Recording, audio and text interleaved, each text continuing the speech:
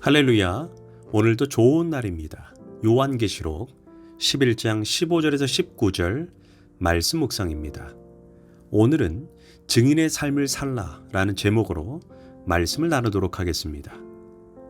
우리가 이전에도 계속 나누었지만 요한계시록은 세상의 마지막 때에 하나님의 심판이 세 가지 상징적인 단계로 나타나게 된다라고 말해주고 있습니다. 일곱 인의 심판, 일곱 나팔의 심판, 그리고 일곱 대접 심판이 있습니다. 지금 우리는 지난 시간에 이어 일곱 나팔의 심판을 다루고 있는데 드디어 일곱 나팔의 심판 중에 마지막 일곱 번째 나팔이 울립니다. 우리가 상식적으로 생각해 보면 일곱 번째 나팔에 담겨진 의미도 당연히 심판, 재앙, 화에 관한 내용이어야 할 것입니다. 15절입니다. 일곱째 천사가 나팔을 불매 하늘에 큰 음성들이 나서 이르되 세상 나라가 우리 주와 그리스도의 나라가 되어 그가 세세토록 왕노릇 하시리로다 하니 하나님 앞에서 자기 보좌에 앉아있던 24장로가 엎드려 얼굴을 땅에 대고 하나님께 경배하여 이르되 감사하옵나니 옛적에도 계셨고 지금도 계신 주 하나님 곧 전능하시니여 친히 큰 권능을 잡으시고 왕노릇 하시리로다. 그런데 이 말씀을 읽어보면 심판, 재앙, 화에 관한 내용이 전혀 없습니다.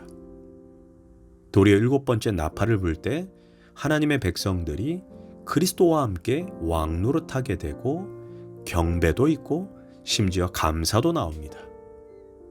이 그림은 우리 성도들에게 최종적인 종말의 그림을 미리 보여주고 있습니다. 그러니까 모든 심판의 목적은 그리스도의 보배로운 피로 구속받은 하나님의 백성과는 아무 상관이 없습니다. 이 재앙과 심판은 하나님을 대적했던 무리와 하나님의 백성을 핍박하고 박해했던 자들 때문에 발생하는 심판입니다. 그러므로 어떤 시련이 와도 두려워하지 말고 믿음과 소망으로 견뎌내며 반드시 축복된 미래가 온다는 것을 확인시켜주기 위한 메시지입니다.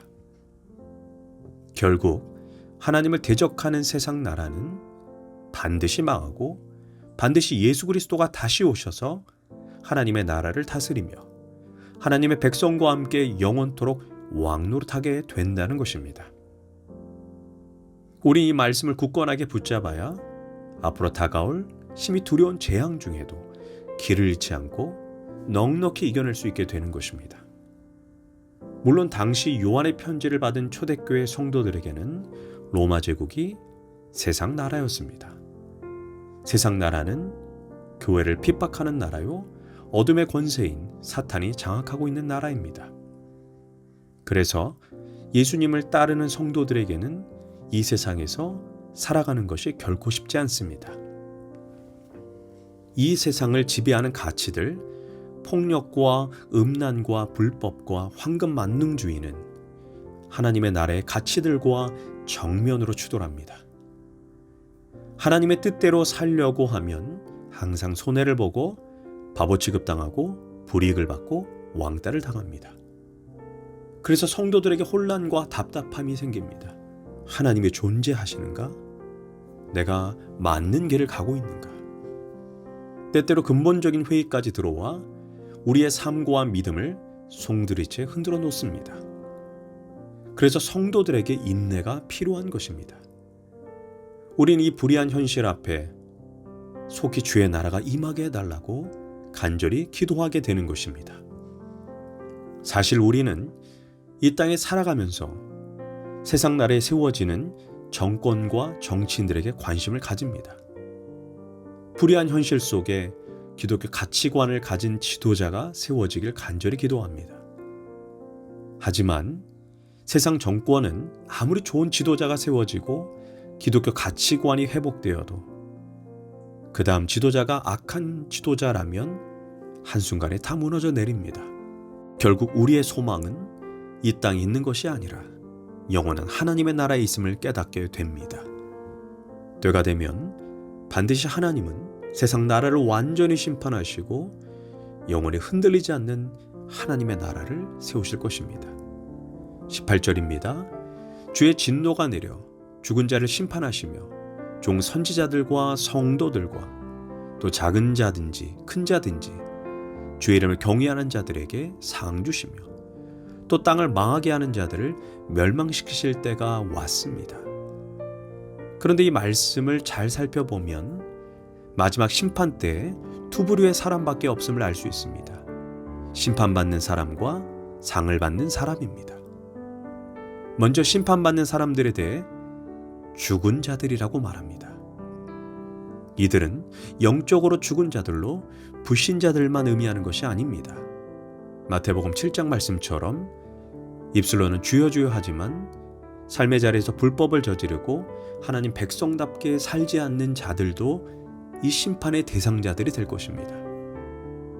반면 선지자들과 성도들, 이들은 주의 이름을 경외하는 자들로 상을 받게 될 것입니다. 선지자들은 목숨을 걸고 하나님을 선포한 사람들입니다. 이들은 말씀으로 성도들을 올바른 길로 인도한 자들입니다. 그들은 말씀으로 어둠의 권세를 물리치고 하나님 나라를 확장하며 말씀으로 죄인들을 회개시켜 하나님께 돌아오게 했던 자들입니다. 이들은 받을 상급이 큰 자들입니다. 하지만 목회자들만 해당하는 것이 아닌 증인의 삶을 살던 전도자들까지 포함됩니다. 또한 성도들은 어린 양의 피로 거듭난 사람들과 말씀대로 살려고 몸부림친 모든 하나님의 백성들을 말합니다. 무엇보다 안타까운 것은 교회 안에서도 심판받는 사람과 상을 받는 사람 둘로 갈라지게 될 것입니다. 그래서 결단해야 합니다. 이제라도 고난을 당할지라도 증인의 삶을 살겠다. 또한 말씀대로 살기로 몸부림치고 결단해야 합니다. 말씀을 듣는 사람 중에 여전히 평안한 삶만 바라보고 단지 교회 다니고 구원만 받으면 된다라고 생각하는 분도 있을 것입니다. 속으로 자신이 상 받을 사람은 아니더라도 적어도 멸망당할 사람은 아니라고 생각하기 때문입니다. 그러나 착각하지 말아야 하는 것은 심판대 앞에서는 두 부류밖에 없다는 것입니다. 구경하고 박수치는 역할을 내가 할 것이라고 기대하지 말아야 합니다. 이제 조금만 있으면 우리는 본향에 들어갈 날이 성큼 다가오게 될 것입니다. 아프리카에서 열심히 선교하던 선교사 한 명이 있었습니다. 그는 선교지에서 부인과 자식을 잃고 심한 좌절에 빠진 상태로 미국으로 돌아오게 됩니다. 공교롭게도 그 배 안에는 아프리카 순방 중인 미국의 대통령이 타고 있었다고 합니다.